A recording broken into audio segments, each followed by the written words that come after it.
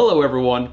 So I decided it wasn't good enough to just go through Sea of Monsters the one time and pick apart all the obvious continuity breaks from that.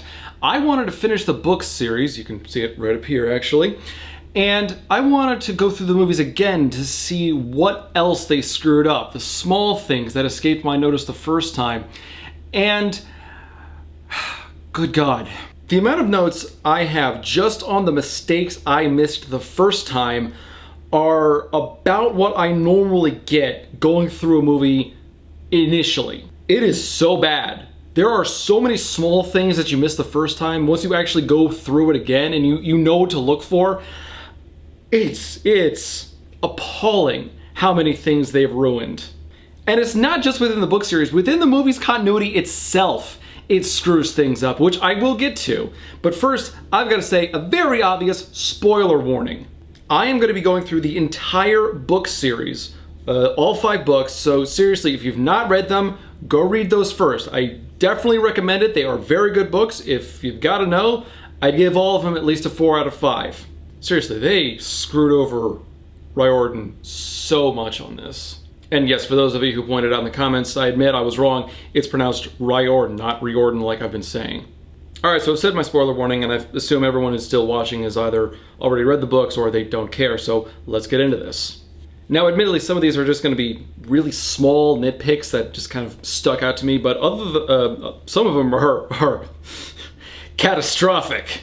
Now, I had to go through both The Lightning Thief and Sea of Monsters again, and my God, you've really got to love what you do to go through those movies twice. Actually, no, that'd be 3 times for me now. I watch all my movies twice before I finish the script. I'm kind of insane. So, starting off with The Lightning Thief, Annabeth states that she rarely goes to the outside world, which contradicts that she lives with her father in the books and leaves camp every fall. Don't worry, they do get better. So in The Lightning Thief, when Percy and the others decide to leave camp to try to find a way down to Tartarus, they stop by Luke, who claims... My dad's a jerk. I've never met him.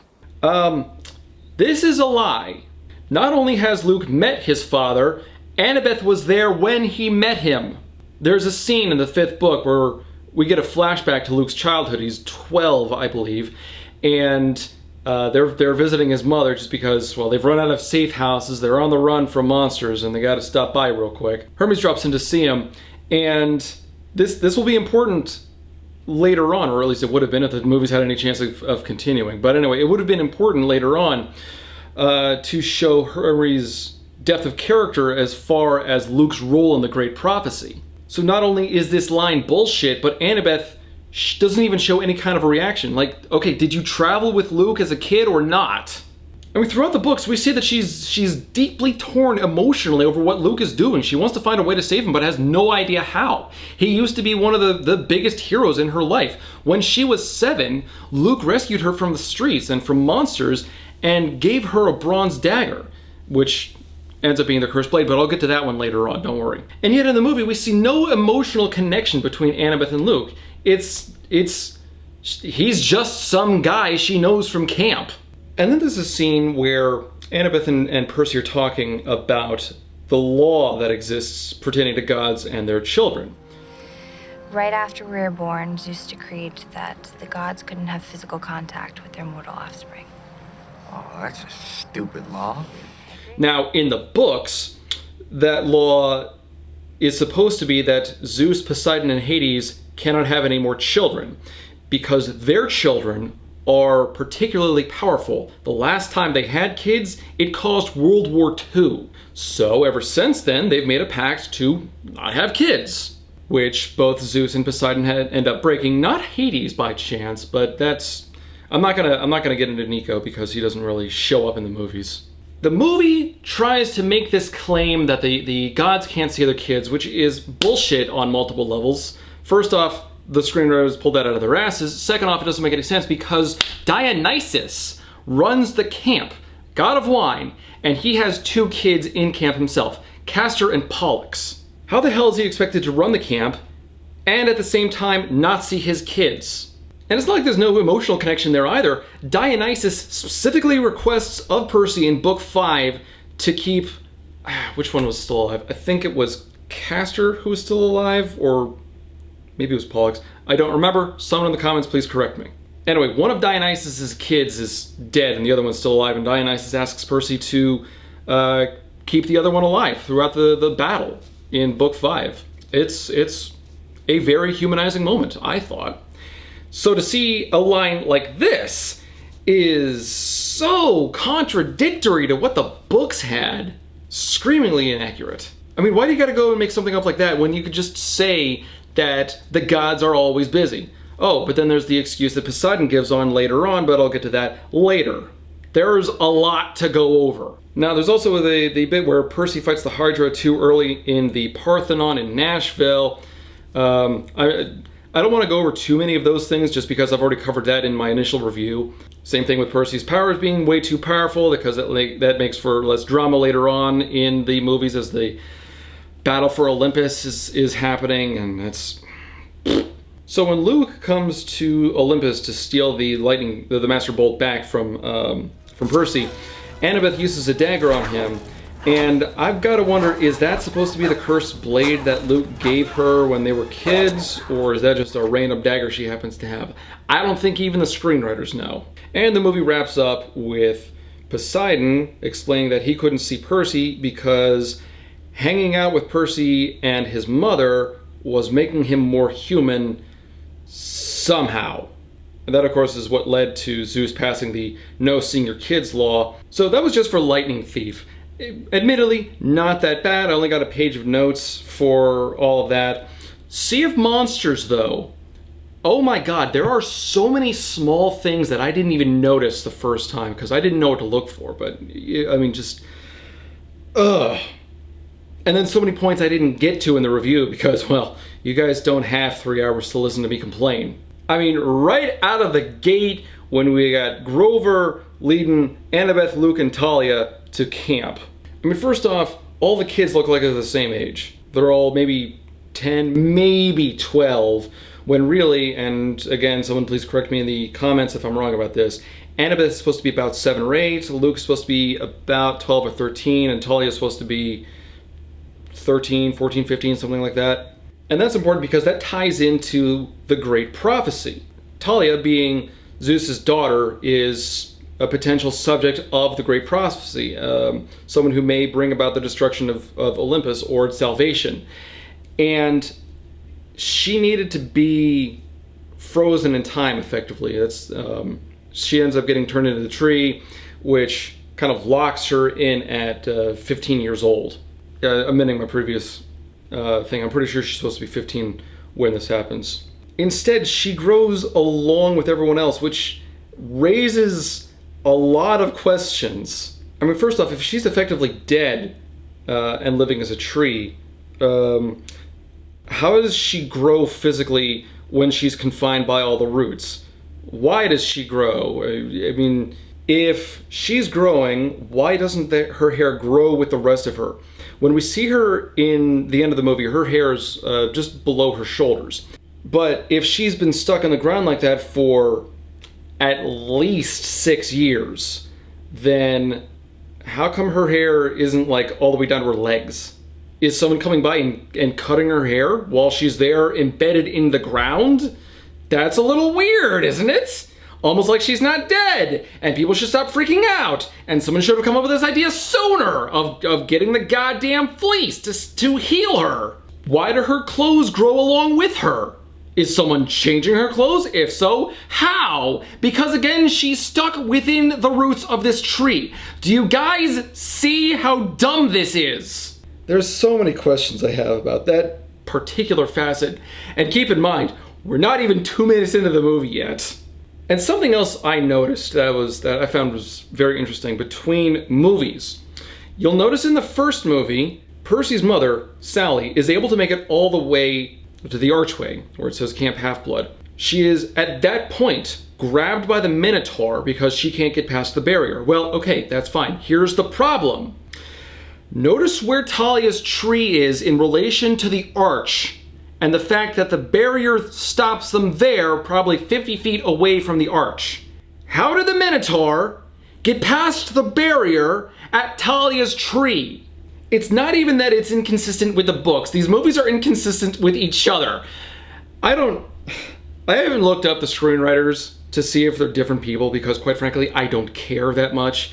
But this is something you should review beforehand. You should certainly review the movie, but at least review the previous material so you don't make yourself look like an idiot like this. Let's see. Percy's sword is never given a name in the movies. He calls it Riptide.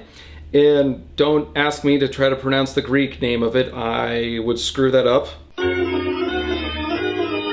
Anaklusmos. Anaklusmos. Anaklusmos. One of those has got to be right.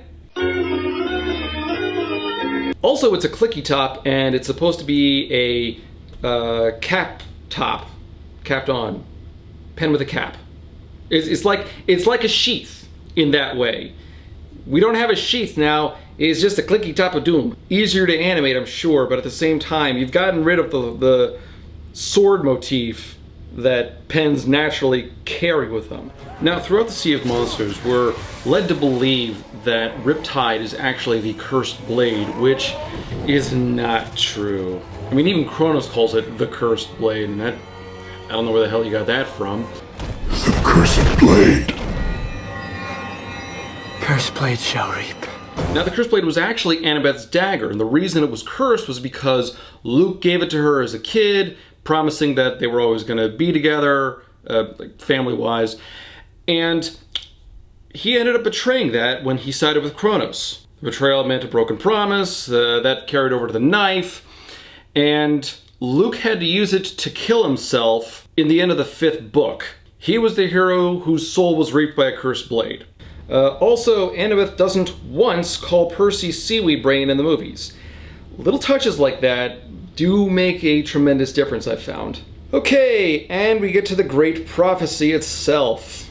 Now, ignoring that the Oracle was supposed to be introduced in the first movie and described Percy's trip down to the underworld there, they've screwed this up by revealing the Great Prophecy within the 2nd movie when it was actually saved for the 5th. Now, this bothers me for 2 reasons. One being that the Oracle does not apparently repeat herself, like, ever, for these prophecies. We have no evidence to really support that. The original prophecy, the original Great Prophecy, was told, I believe the book said 70 years, somewhere around 70 years. I want to say 76, but I'll just say 70 years before it's revealed to Percy in the 5th book. Instead, it was written down on a scroll that the Oracle carried, which had to be pulled out and read that way.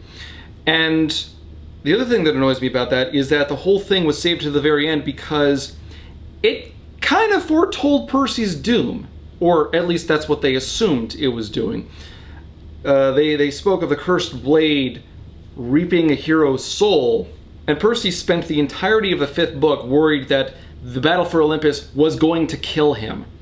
And it worked dramatically.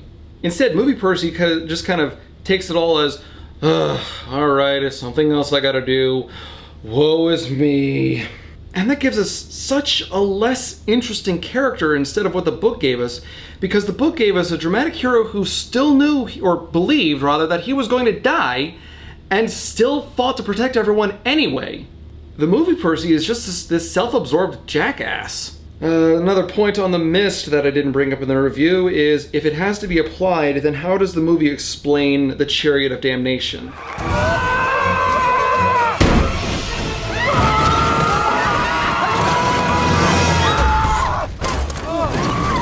I mean, we see it disappear in midair, in the middle of a city. We see it drive over 1,000 miles an hour on an occupied road. It flips over a sidewalk several times in a very YouTube-worthy video. I mean, thank God no one had their smartphones out. It's just these little things that they don't think about. It's terrible. Luke's boat is called the Princess Andromeda, not just the Andromeda. Hermes actually gave us a lot more material to complain about than I thought he would. For starters, he says that he's tried reaching out to Luke, which actually contradicts what Luke said in the first movie when he says that he's never met his father. Now, it's not a full-out contradiction. It could be that Hermes tried reaching out and Luke just didn't get the message, and I would normally accept that, except Hermes is the messenger god. I'm pretty sure he knows how to get through to somebody. So the only logical conclusion at that point is Luke is willfully ignoring his father, at which point we can safely tell Luke to go fuck himself because now he's just being a whiny little brat. I mean, Luke spends pretty much the entirety of the second movie complaining, oh my god, the gods don't love us, my daddy never hugged me enough. And yet if Hermes is actually trying to make contact, then everything falls on Luke for being this just horrid little brat, and he just loses so much charisma that way. Hermes also states that Luke holds grudges like his mother. No, May Castellan is frankly, she's kind of crazy. She's a result of a failed conversion with the Oracle of Delphi, who tried passing into a new host body. She's just so loving that she keeps all these moldy sandwiches out for Luke. I mean, she makes them and then never puts them away, with the assumption that Luke is going to come back any minute now. And when we first meet her, it's absolutely heartbreaking because she sees Percy and she's like, oh my god, you must be Luke. Come in, have some sandwiches, have some Kool-Aid. She's so lonely. She is so desperate to get her son back that it's killing her emotionally. She's an absolute wreck. That's not a woman who holds grudges. That is a woman who desperately loves her son and just wants to see him. I mean, I admit that's a lesser note, but it was so heartbreaking for me to see that. And it explains so much of Luke's character, why he ran away from home in the first place. I mean, his mother's bound to violent fits. No kid would want to stay with that. Oh, and then this moment, this actually got me to get up and walk away for a few minutes when I found this again. But Percy and the others get on the boat, and Annabeth identifies 3 other campers. Chris Rodriguez, who we've already seen in the movie, Selena Beauregard, and Ethan Nakamura. It took him long enough to find us. That's Chris Rodriguez, Ethan Nakamura, and Selena Beauregard. Now, without reading the rest of the series, I heard those names and I figured, oh, okay, just some other randos from camp. Not a big deal. That is such a big spoiler. That is so big a spoiler that if they ever did make it to the 5th movie, they would have to cut one of the coolest scenes from the Battle of Olympus. There is a moment in the Battle for Olympus in which Selena Beauregard actually leads the Ares cabin, who had stayed behind from battle because they were being whiny. She puts on Clarice's battle armor, leads everyone else into battle a la Patroclus from the Iliad, and Clarice swoops in at the last minute to kill a Dracon, which is like a super dragon. Well, one of the problems that Percy and the others have been having was that there was a spy among their ranks. They just didn't know who it was. Well, it turns out Selena was the spy the whole time. And if we see her on Luke's boat at this point, there shouldn't be any question as to where her loyalties were when the Battle for Olympus starts.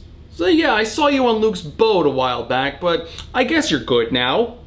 Oh my god, when I saw that the second time, I was so pissed off. Ethan Nakamura is not even supposed to be with Luke at this point of the story. He joins up with Luke in the battle for the Labyrinth. I mean, his tryout to join Luke was basically fighting Percy in the arena within the Labyrinth. Not to mention, this screws up the continuity of pretty much his entire character, because he is the son of Nemesis, the goddess of revenge. He doesn't have a cabin. None of Nemesis's kids have a unique cabin. That is actually one of his biggest driving forces within the book, because he actually shows Percy that it's not right for the gods to treat their kids like this, because some of the kids, like Ethan, feel disposed because of how the gods treat the minor gods, like Nemesis. Ethan's situation, his personality, and ultimately his death are what drive Percy, in a lot of ways, to turn down immortality and get the gods to promise to acknowledge their kids. So those 2 points, with just those 2 characters, definitely should have been added to the ruined continuity count. The Manticore never gets to talk, even though he spent a lot of time talking within the book and explained pretty much that his whole reason for doing a lot of the stuff that he did was because he wanted to be relevant. And instead he gets his tail chopped off, which somehow kills him. That one doesn't make any sense to me. But he was supposed to be killed by Dionysus in the book, when Dionysus wrapped him up in grapevines and I guess crushed him that way. And then there's what happens when Kronos is revived. Now, I've already spent a good amount of time explaining why that's stupid in my review. I'm not going to repeat my points, or I'm going to try not to. What is interesting about how stupid that is Kronos never reveals his true form, or never gets to revive his true form in the books. Instead, he possesses Luke in book 4 and dies in the end of book 5. How the fuck is Luke going to agree to being possessed now? And why do they even need to try? If Kronos can come back to full form just by draping his coffin with the fleece, why not do that again? I mean, really, getting possessed is dumb at this point.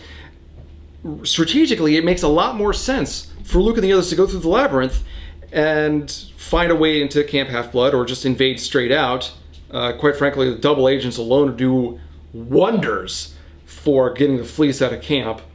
Or just bring a full-fledged army unexpectedly through the labyrinth. Instead, assuming that Luke somehow doesn't die when Polyphemus tries to eat him, why would Luke ever try to help Kronos again after this point? I mean, some sort of a simple misunderstanding. Oh, Luke was the one pulling the strings the whole time, so Kronos didn't really understand what was going on. You know, ate him by accident or some bullshit like that. Yeah, good luck, screenwriters. You're not pulling yourselves out of that one. And of course, the second movie ends without the party ponies, which I did not get to in the review. I wanted to, but that pissed me off because you got all these 90s kid-esque stoner ponies who live off of root beer, who come by and save the day in the end of the second book, and have a very dramatic entrance in the fifth book when Chiron leads them into battle. And I thought that was awesome. And instead, no, they get cut entirely because reasons? And then there's just getting rid of all of the character for Grover and Tyson.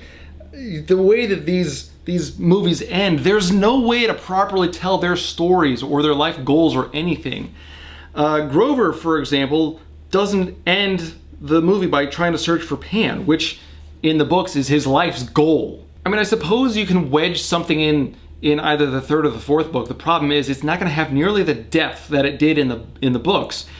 And when Grover and company come across Pan in the fourth book, there's an obvious bit of weight and tension to the scene just because, well, Pan's dying. I mean, as humankind expands into the wilds themselves become less and less common on the planet, and so Pan doesn't really have a realm to live through. Kind of ends up fading that way. Grover ends up becoming effectively a Lord of the Wild and leads people into combat in the fifth book. Again, this all ties into the fifth book, how important everyone's impact in the battle for Olympus is, because that's where everything ties in properly, as a good final book should be. Movie cannot do this at this point. It's ruined its chances. Grover's supposed to be leading all these nymphs and dryads and druidic forces. And instead, we've got just this stereotypical comedy relief the whole time. He doesn't have this weight of importance about him. And I don't think they're going to be, I speak so hypothetically, as if they ever had a chance to get to a fifth movie, but I I don't see them doing a good job trying to reverse his character like this, because in the books it was a little sudden. Yes, he kind of goes from a bit of a goofball to so very important, I got to get the word out about Pan being dead to everybody, to not super serious in the 5th book, but still, you know, shit's getting real, so he gets real. And of course Tyson, I've spent enough time complaining about him.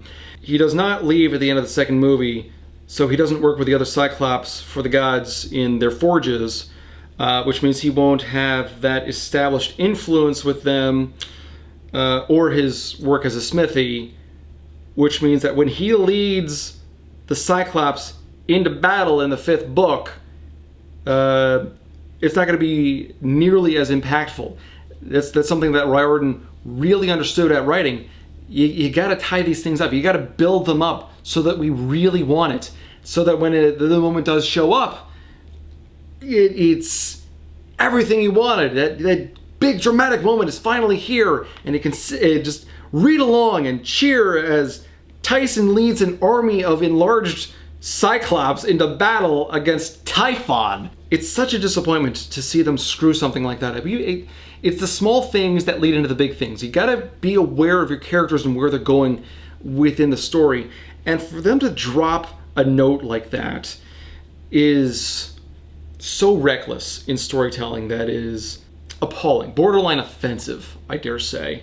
Now, can this point be wedged in later on? Yes, it can be. The problem is, keyword there, wedging it in. It's not going to flow as naturally. You're going to have to shove in some exposition really hard, which is either going to come off as cramped or ridiculous. You can also wedge in Grover's point, but my points still stand in that case. So those were the points that I found and took issue with. Did you guys find any more that I missed? Please comment below. Let me know about them. That sounds like it'd be a lot of fun because, oh good God, I think the ruined continuity count in the Sea of Monsters review got up to 5. I think we need to bump that up to, I don't know, 12, 15, higher? What do you guys think? And I do not know how to end this, so I'm a fush kitty, and I'm orange, and my dad's an asshole, and nothing rhymes with orange.